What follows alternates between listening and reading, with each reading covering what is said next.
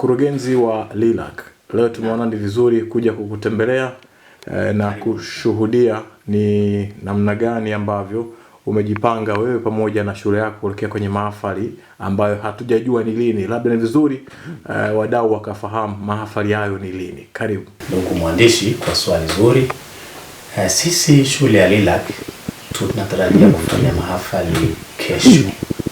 Kesho tarehe 6 mwezi wa 8 2026. Nakushukuru kwa kumtembelea ofisini na umekuja wakati mwafaka. Karibuni sana. Na nafikiri umepita kule, umeona maandalizi bamba, umeona mambo makubwa yanayoendelea kule nje. Tutakwenda kuona zaidi. Asante. Na mahafali haya labda yanakwenda kufanyika hapa, yatakuwa ni ngapi kwa darasa la 7 labda na darasa la awali, kwa kurejea labda kwa ajili ya faida ya watazamaji wetu? Asante na kushukuru mwandishi, asante. Swali zuri sana. Haya ni mahafali ya 7 kwa darasa la 7. Unaweza kuyaita 7-7. Ndio. Sababu ni ya 7. Lakini kwa elimu ya awali haya ni mahafali ya 12. Okay. Hii inamaanisha shule yetu imefikisha miaka takriban 12 tangu imeanzishwa. Okay. Ndio. Kwa hiyo kinachokwenda kuonekana kesho ni kitu kikubwa mno kama maandalizo unavyoyaona na utakwenda kuona pale. Na nipende tu nikusisitize usijaribu kukosa. Okay. Usijaribu kukosa hiyo.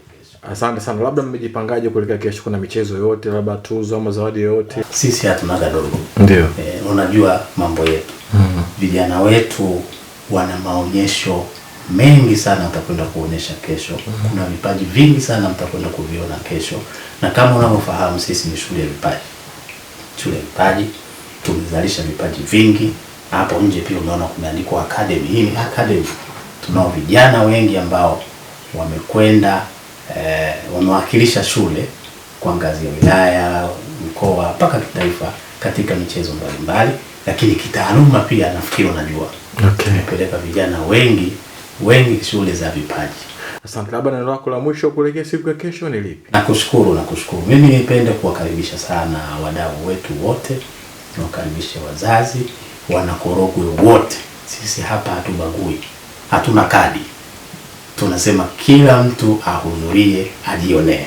Hii ni shule yetu, ni shule ya wanakorogwe, ni shule ya Watanzania, waje waenjoy. Tunao viwanja vizuri sana kule, umeona nje, viwanja vya kutosha, na tumejiandaa nikwambie kwamba tumefunga taa kila pembe.